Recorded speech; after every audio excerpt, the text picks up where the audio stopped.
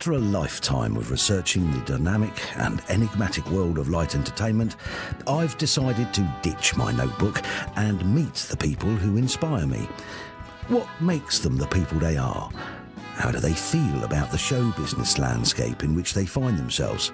And in a world where anyone can be a star, is there still a need for performers who have universal appeal? Come with me on a journey of discovery as I get a unique insight into Britain's favourite stars with a little help from my glamorous assistants. Yeah, well, I say glamorous, more like hazardous. And of course, we'll have a bit of fun along the way. The art of political satire has been a staple of British television ever since the groundbreaking That Was the Week That Was. Throughout the 1980s, satire returned to mainstream light entertainment thanks to the formidable adult puppet show Spitting Image.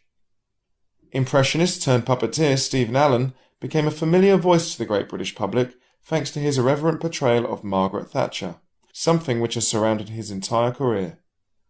I was interested to hear more from the man behind the voice and get his take on a lifetime in comedy.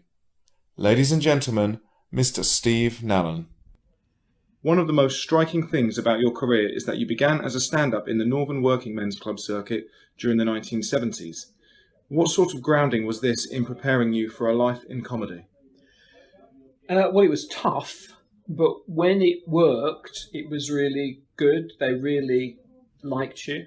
When it was bad, they really didn't like you and would literally throw stones. I had things thrown at me. Money once, there was they were playing cards, and I came on to an audience that were just playing cards. They were not interested in the entertainment. And then I got some booze, then I got some flicks of cards thrown at me, and then I got money thrown at me. Just coppers, nothing. And then I got off. And then I was told that I was very lucky because the last comic they had from Yorkshire lasted 2 minutes. So that was, quite good. But that's all I knew. That's the only live entertainment I knew. So it was Leeds, and although there were theatres in Leeds, I had no connection with them. So the only light entertainment that I had was the clubs which I used to go to with my family. So I began in what you used to begin in a pub talent show, and mine was called the Highbury, which is in Leeds. And what they used to do, pubs used to do midweek talent shows, and it would just get people in to a pub midweek. They'd pay £5 if you won or something. So that's how I started. I hated being myself on stage, and I always have. And it came up recently. Somebody said, "Could you do it in your own voice?" I said, "No, I don't do that. I'm not that sort of performer." So what I used to do, my first thing I used to come out with was dressed as Hilda Baker. So I had this big fur coat, and I made some pearl necklace with ping pong balls, huge ping pong balls around my neck, which looked quite good actually, and then a terrible wig. And she was quite well known as this lady in those days. She had her own TV show and stuff.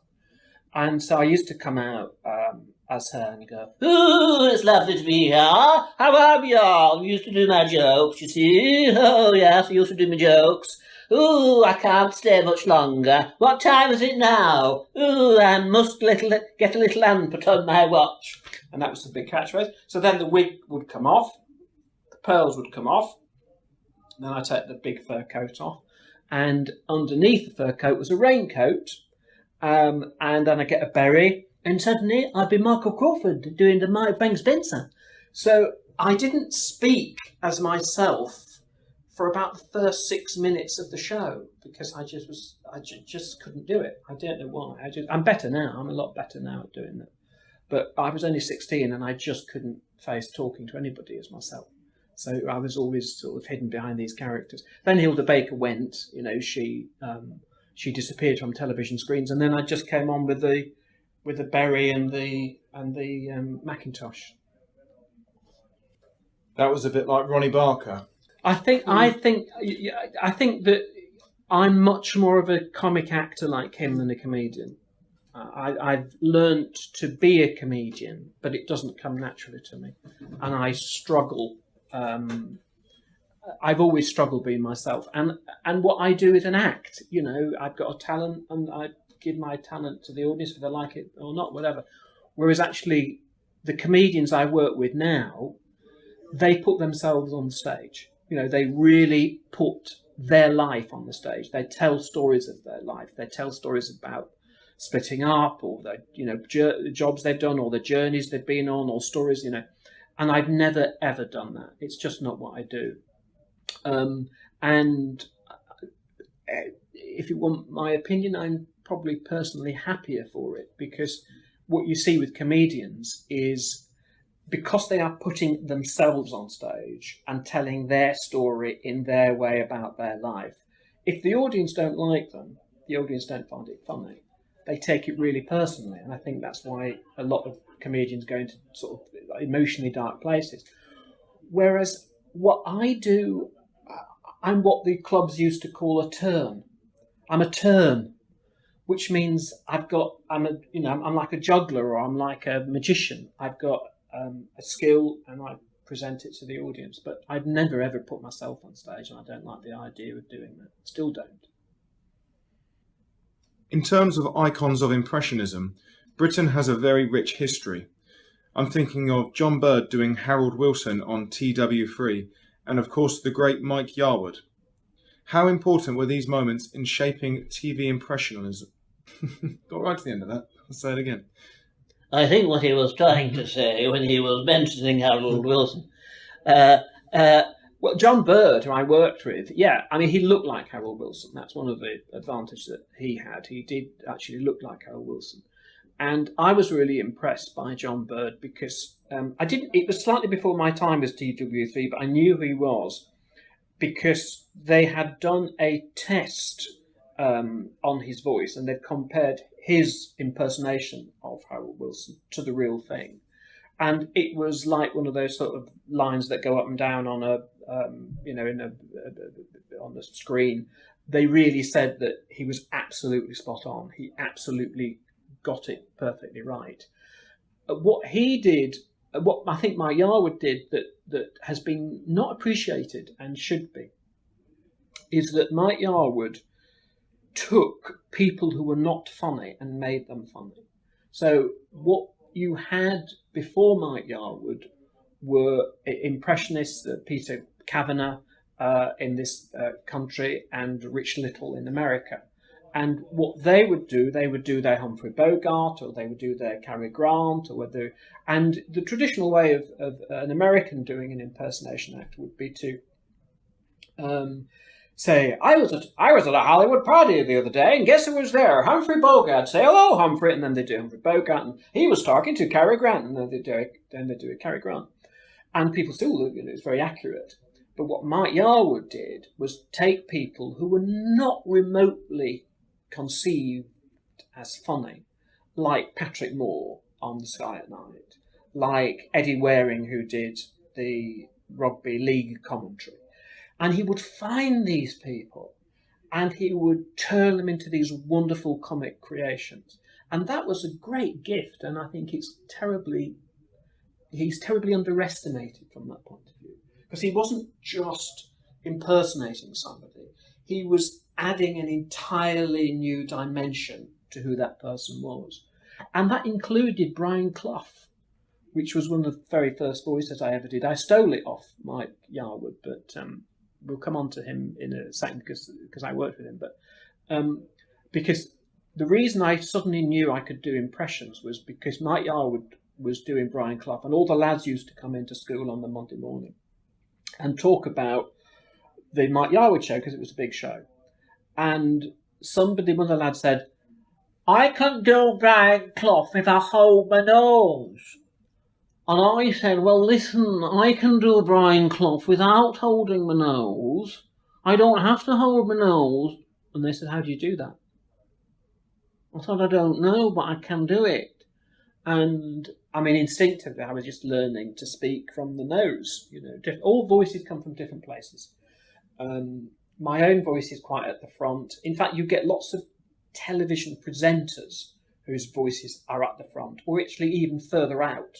So somebody like Cilla Black. Oh, Cilla Black is right out here. That's where she placed her voice. It's right out here. And Graham Norton is the same. It's right out here, because that's what they do. They are presenters. They are pushing their voice out. Whereas certain people, such as Hitchcock or Henry Kissinger, their voices are really, really hidden at the back of the throat. And Richard Griffiths, who I worked with, was a very good actor. He's also a very good voice man. And we had a long chat one day, and I'd never thought of this before. He said, look, who are the people that got the greatest secrets in their lives? Henry Kissinger has got secrets. Alfred Hitchcock had an entire career based on secrets. And that is where they place their voice. It's hidden right at the back of the throat. And if you listen to people speaking like Hitchcock, I can't do it because it's so far back. But you listen to Henry Kissinger, he's got one of the deepest voices, one of the most gravelly voices, because it's so far back of the throat. And what impressionists do on a technical level is simply know instinctively where to put the voice.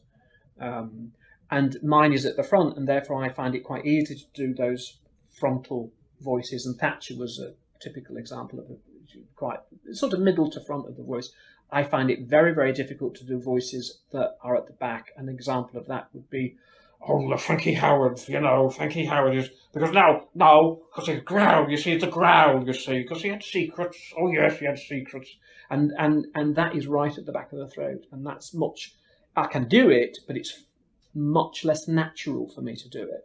So I'm much happier doing those voices that are at the front. I forgot what your question was now. I meandered off. The 80s was extremely rich for Impressionism, with people like Kate Robbins, Les Dennis, Dustin G, and even to an extent Kenny Everett. Why do you think this decade spawned so many Impressionists? Well, I think that, again, we have to thank Mark Yarwood for it. Until Mark Yarwood came along, nobody had really done impersonations. He was the first one, for example, to do a member of the royal family. People forget that now. He did Prince Charles. And it was a bit of a scandal in the paper that this, comedian impersonating a member of the royal family, should this be allowed? It was discussed. And it was really quite quite risque, I think, for him at the time to do it. And he did a brilliant one. And then what happened? Everybody copied him.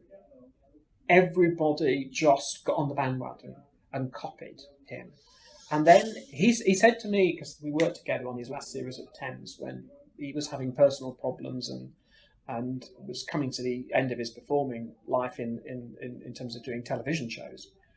He said to me, do you know, Steve, everybody I impersonate is older than me, because a young man impersonating somebody older is funny, because the young cheeky chappy impersonating somebody older can be fun. But an old man, nearly 60, impersonating the young up-and-coming people of 30, no, it's not funny. There's something odd about that. And he sort of realised that his time was coming to an end because there was nobody younger than himself that he was impersonating. And I've been realising the same thing for the past 10 years. And that's why I'm sort of trying to get out of it. But I am the UK Gold impressionist. I do all the people that appear on UK Gold. Anyway, so the answer to your question is that I think Mark Yarwood started it, but the 80s also was opening up in terms of different types of television. So you had what you'd call shiny floor television, LE television, light entertainment television, which the Dustin G and Les Dennis did.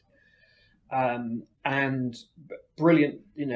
But they were doing people from the Coronation Street. And again, they did what Mike Yarwood did. They took these characters on Coronation Street that were funny, but funny dramatically, and then they turned them into these wonderful, exaggerated comic characters. But really, from my point of view, you suddenly had the alternative comedy circuit coming along. And if you were an impressionist on that, you had to do something different. You couldn't do Frank Spencer. You certainly couldn't do Hilda Baker. You had to find a different route. And my route, because I did the Tunnel Club, which was run by Malcolm Hardy. I mean, I'd survived that only just as Thatcher. But I used to do with Thatcher was I used to take questions from the audience. So I used to come on and I never had an act. I just used to, and then I had the act because I had all the answers that people used to. The questions that people used to ask ready for me, but and then of course you got Satire, or the beginning of Satire with Spitting Image and stuff, and also to some degree Saturday Night Live, I did Thatcher, Chris Barry did Reagan, on that we did a live show, and then Satire opened up the possibility of. I was always interested in politics, so on Spitting Image, I did a lot of, I did Roy Hattersley, who was the character who did all the spitting. I also did Enoch Powell, and I also did Shirley Williams, because I sort of, many of the impressionists, I didn't always knew who these people were. I mean, but it's not slightly unfair, but one or two didn't know who they were. But I sort of knew, all the members of the cabinet and stuff, so I could sort of volunteer myself to do those jobs. In 1984, you joined forces with the cream of political satire for the heavyweight Spitting Image. What reservations did you have in mocking the establishment? Well, none, because I was 24. I mean, that's the point, really. I think that satire is really a young person's game, whether it's a man or a woman. I think it's not. It's you're sort of allowed to do, and you should do. And I was very, very proud of Spitting Image, how we pushed boundaries. Mark Yoward had done the Royal Family, but we had the most wonderful sketch with the naming of the baby of William. It would have been William, I think. The naming of the baby, which was just the most wonderful. It still is very funny. Or the Queen played Monopoly, and she kept winning because she owned everything. So she would land on the railways. She'd go, "Oh, I own that," and then take all the money. The Old Kent Road. Oh, I own that. It was just wonderfully funny, and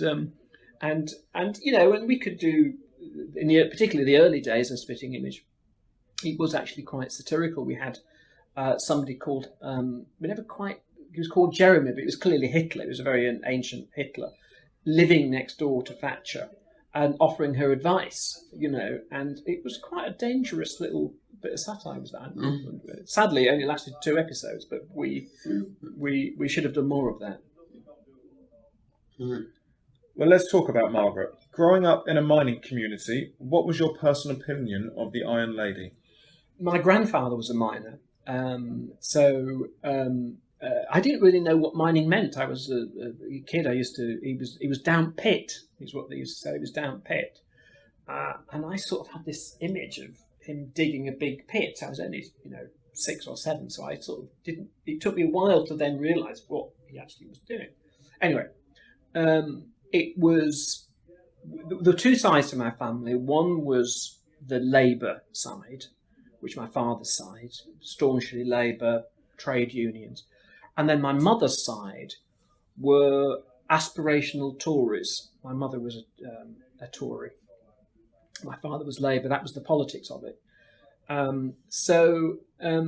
My grandmother on my mother's side, who I eventually went to live with for complex family reasons, but I went to live with her, she hated Scargill and she hated the unions. But I was going to a nice grammar school and getting liberal education, so we used to argue about everything because I was sort of turning more liberal in my teens. So my politics is complicated because there were trade unionists and the very strong trade unionists in the family, and yet my grandmother, who had nothing. I mean, when she died, they found a couple of grand under the bed, and that was it. I mean, she never had property, but she was a great believer in people living their life as they wanted to, which she encouraged me to do. She didn't she wasn't terribly keen on the idea of me going into the entertainment world because, it's precarious business. But once I'd made the decision, she just said to me, "It's your life. You do what you want with it." It was the best thing you can possibly say to anybody, really, at that age. There's no pressure not to go into the entertainment world. The late, great Janet Brown also gained a reputation for her impression of Thatcher. How did you go about making your own unique interpretation of her? The interesting thing about Janet Brown, if you listen to Janet Brown's impersonation of Thatcher, and you listen to Thatcher, it sounds like Thatcher. If you listen to my interpretation of Thatcher, and then listen to Thatcher, it sounds like Thatcher. But if you put Janet Brown and me together, we don't sound like each other. So what Impressionists do, they find their take on the voice. They find their way of interpreting the voice. And what Janet Brown was very good at was that very slightly patronising way of speaking that Mrs. Thatcher had in interviews, and the way she would be slightly posher, and so on. She was very, very good at that, and that was part of the Thatcher character. I think what I did, which was very different to the way Janet presented it, I went for what I would call the jugular, the more passionate side of Thatcher. "I believe this. I want it to be the case. So there was never any worry about, oh goodness me, I don't care what people think about me. This is what I believe. This is what I want." So I went for that sort of voice. Whereas Janet Brown went for the slightly more patronising way of speaking that you would get in interviews. And we both exaggerated the different aspects. Both were truthful, but both found different aspects of the Thatcher voice to play with. And what Spitting Image wanted wasn't an impersonation. They wanted a caricature. So I said, okay, why don't I do it much more like she is in the House of Commons? Because there was no television in the House of Commons in those days, but radio. So you could hear people, because that had been around since the late 70s. But you couldn't see them. That came much later on. And so we knew what Mrs. Thatcher sounded like in the House of Commons, and she did have this very shrill voice because she was shouting above people, and she had to shout. So I said, well, why don't I put that aspect of the voice into the puppet voice, as it were? It'll match the voice, it'll match the puppet because it's much more austere.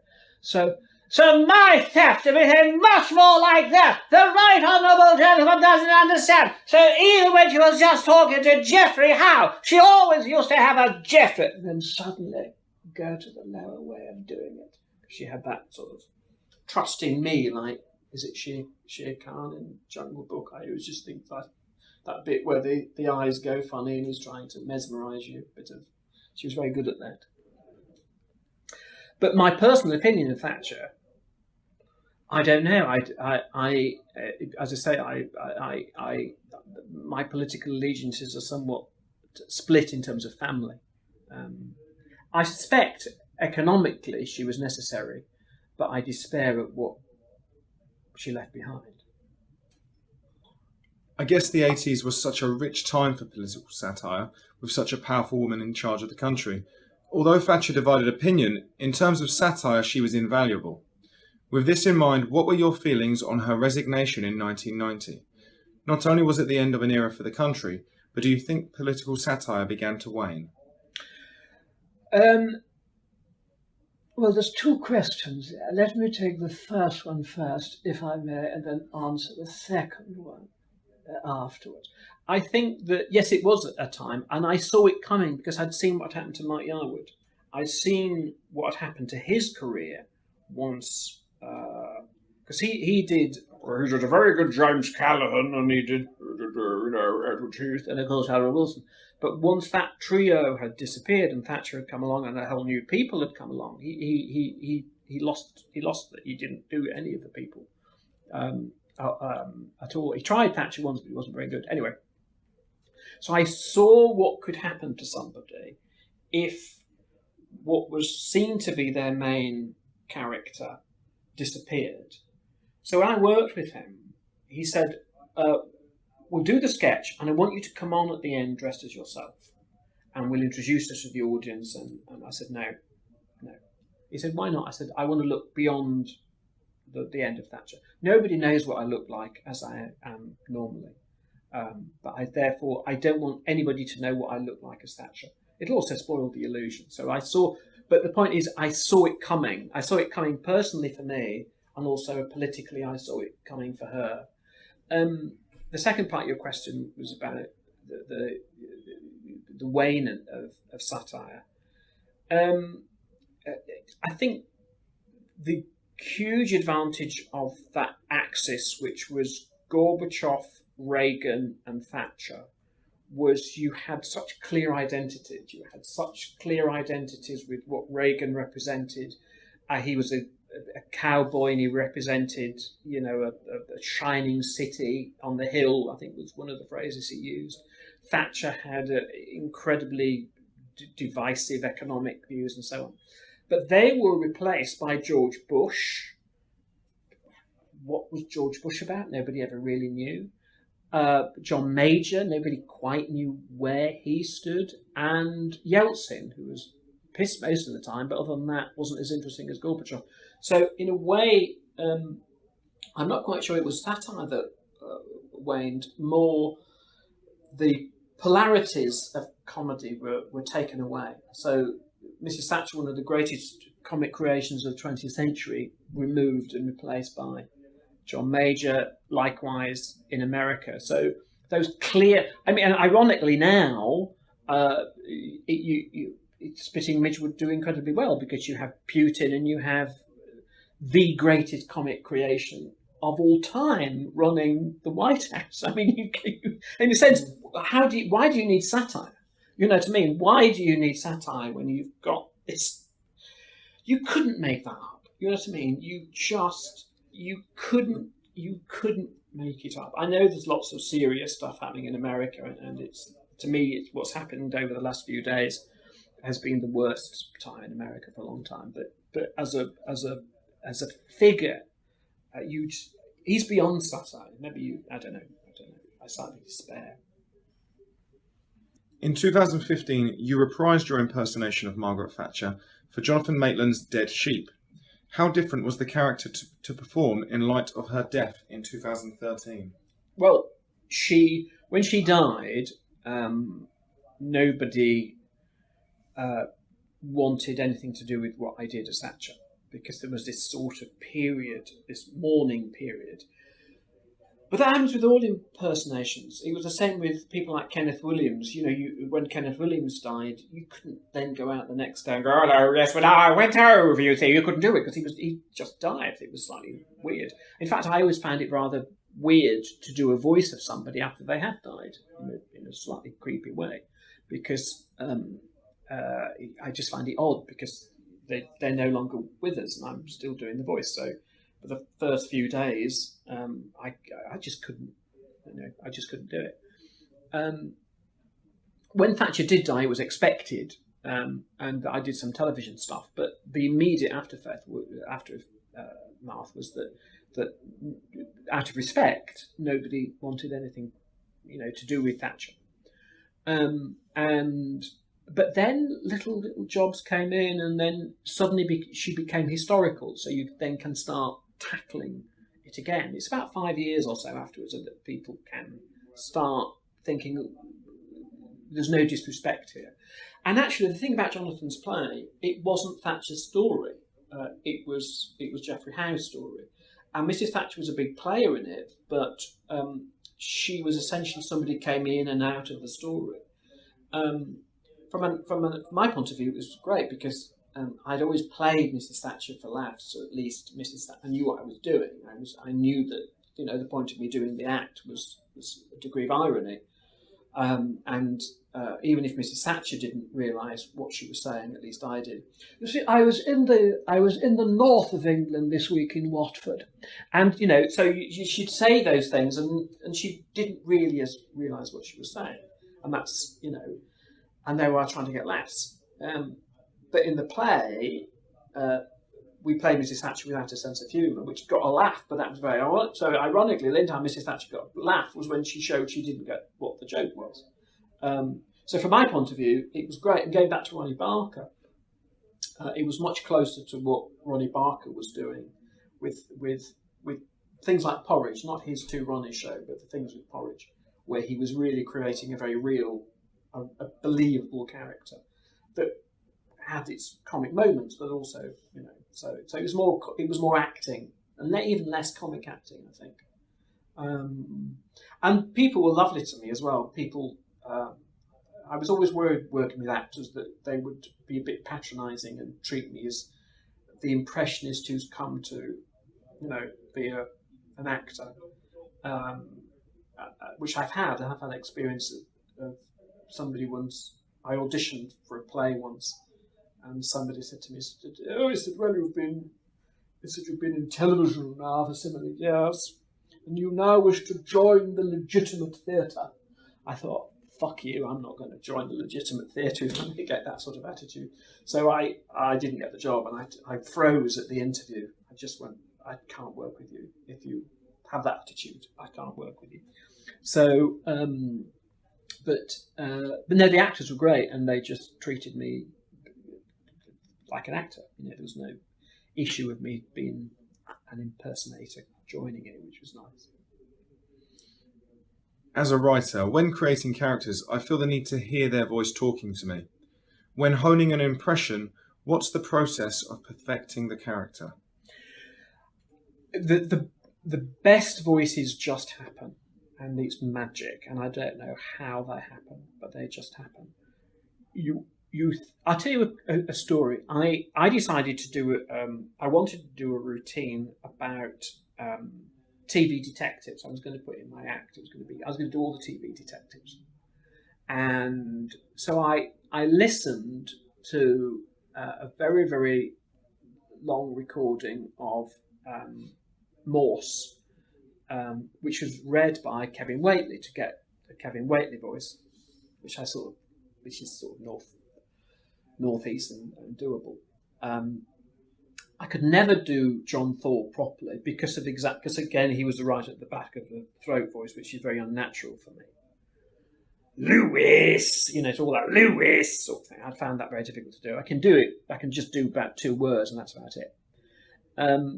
So I was thinking about doing this routine, and I'd been practicing Kevin Whately for 2 hours on the way home. Put my bags down, and without knowing it, out popped Joan Hickson as Miss Marple. Oh, and suddenly I was doing this, you see, and I had absolutely no idea where it came from. And it was like magic, it just popped out. Oh, yes. Marks and Spencer's still lemonade. Oh, no, Chief Inspector, I wouldn't drink from that. That's where the arsenic has been placed, you see. So, and to my knowledge, I have no idea where that came from. I still don't. Occasionally, I think it's by osmosis. You watch people, you soak them in. Sometimes it's very technical where you place the voice, and sometimes it's the most difficult one I ever did was Robin Williams. And the thing about Robin Williams is he's a comic actor and a trickster figure and a shapeshifter himself, and therefore he has loads and loads of rhythms, and he's always changing. So I spent several days just going around my house just doing the rhythm. So I would go, oh, yes, sir. Just to get that, and then you add words, yes, no, and yes, oh, by the end of it, you're going up and down, you're going to sing, oh, yes, yeah, yes, no, good morning, Vietnam, but he had the most wide-ranging, oh, yes, there's the impressions, there's the voice he recognises, he hasn't got the slightest idea who Hilda Baker is, but he knows who this guy is, oh, yes, he likes this one. Like that one. I do like that one. That's really good, actually. It's funny, your face, you look like Robin Williams. Oh, yes, that's because it's almost impossible, to do a voice and not have the face, because it's the way the voice is shaped is in the way the shape is. It's almost impossible to do the shape of one person and the voice of somebody else. It's psychologically in your brain, it just doesn't work. But he took weeks to do, and it was very, very technical. And it was about going around the house going, because he has that, yes, and then suddenly, because he used every single rhythm in his voice. His voice is not that dissimilar to mine. It was very up front. It's not at the back. It's not a difficult voice to do. Slightly nasal, but not too much. So it's not a stressful voice to do. But in terms of the rhythms, that was the most difficult thing to get. And there were characters I've turned down to play last year because I don't know why. I've never been able to do Larry Grayson properly as well as I was offered to play, and people think, well, you'd be brilliant as Larry Grayson. I said, do you know, I've never been able to. I can do a caricature version of it, but I can't make it part of who I am. It sounds a bit wankerish, I know, but I think that to be the best that you can, or do it the best you can, you've somehow got to make it a part of you. And with a psychological discipline that I'm not Margaret Thatcher, I'm not crackers. I didn't go on stage believing myself to be Margaret Thatcher, but somehow you absorb it or you make it part of yourself. I could never do that with Larry Grayson. However, when they did Are You Being Served on the television last year, which I thought was atrocious, I hated it, and they got a very fine actor, Jason, I forgot his second name, but he came and did but he did it just camp as Mr. Humphreys. Well, actually, I used to love doing John Inman because it was such a very, it's very similar to my own voice, and the early versions of Are You Being Served, it was very real. I mean, it was very natural and real. And so I but nobody asked me, so I didn't do it. But I am drawn to certain people. I don't know why. I don't try to think about it that often. The only thing I would say about Mrs. Thatcher was that I was brought up by very strong women in the family, and although they talk nothing like Mrs. Thatcher, I have a lot of my female friends are strong, independent women. We get on quite well.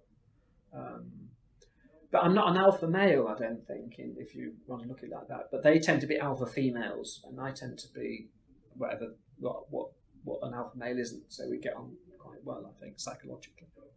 Or maybe I want to be an alpha female. Maybe that's what the truth is. Maybe that's what my real psychological quest is, to be an alpha female. Oh, well, that's a thought. I've never thought of it like that. You've taught me something. A bit worrying. You want to be a matriarch? Yes! Well, you see, I'm drawn to those. Anne Widdecombe is another one that I'm drawn to. Because I don't agree with her, but I greatly admire her way of dealing with things. And I met her recently, and I was introduced to her. And it was all Anne and meet Steve, so I thought she was rather intimidating. And she said, "Oh, I hear you do me." I answered as her. I said, "Yes, I do you." And can I point out to you, Anne, that you have two notes in your voice. You have a high note and a low note at the same time. And she said, "Yes, I have." She rather, "Oh, yes, I have."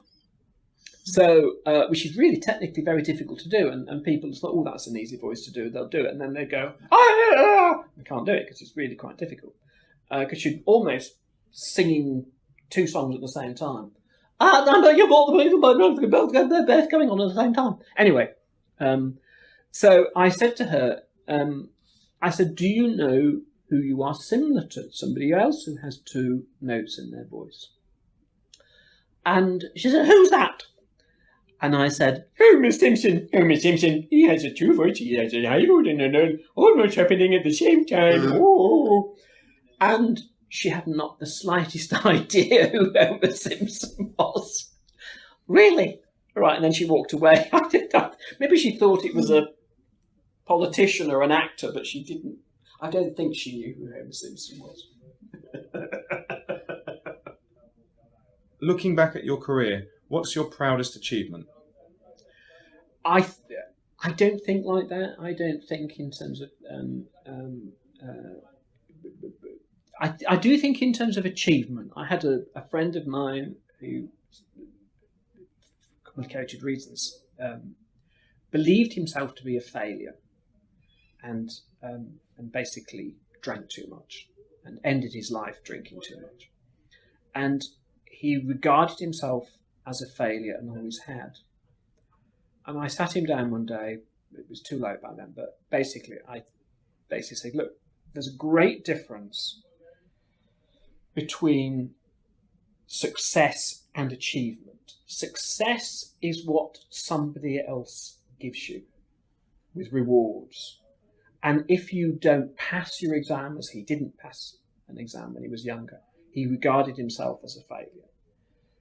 But that, I said, that's somebody else deciding whether you are a success or a failure.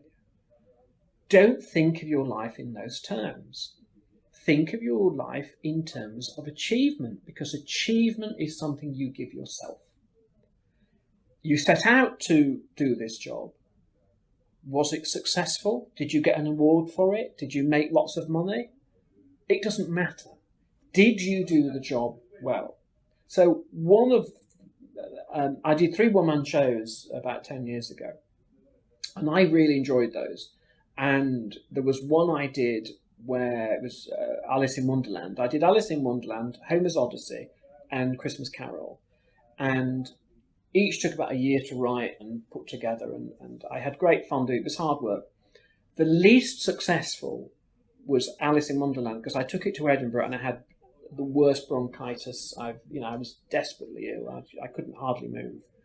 And I just had to stay there coughing for 2 weeks in bed. It was proper poorly. So the show was a big failure. But for me, it was a great achievement, because I had done a tiny little version at Buxton as a tryout, and we had one show where every single joke had worked. And my director, she said, this is brilliant. She said the audience absolutely got it. Every single joke they got, and they loved it. And they said, that's one of the best shows. There's only 60 people, but those 60 people allowed me to say that I had achieved what I wanted to achieve with that show. And I don't have a big house and a swimming pool and that sort of idea of success. But my nephew rang me up one day and he said, I'm terribly proud of you. I said, well, that's very kind of you, but there's a specific reason. He said, because you've always done what you wanted to do. And not always successfully, but I've done what I wanted to do, and I'm not going to die wondering. So what's next for Steve Nallon? Funny you should ask, because I'm writing at the moment. I'm not going to tell you what I'm writing, because I'm slightly superstitious about that sort of thing. But I've always wanted to write a story. I've written plays, and I've had plays on the radio and stuff like that. Again, not hugely successful, because radio doesn't pay very well, and blah, blah, blah, blah. But I did a couple of plays which I'm really proud of, if you like. And I thought they achieved what we set out to achieve. And now I'm in the process almost of taking a year out from performing, not quite, but almost, because I'm turning work down at the moment to finish what I want to write. So if it ever gets published, I would love to come back here and have you read it, and then we can talk about that. But not until then. Oh, that would be great. We'd love to do that, wouldn't we? I need all the publicity I can get if it gets published. No, brilliant. But no, I'm working, and I don't know whether it will work. It's very, very difficult to get things published. Yeah, thank you very much. Thank you.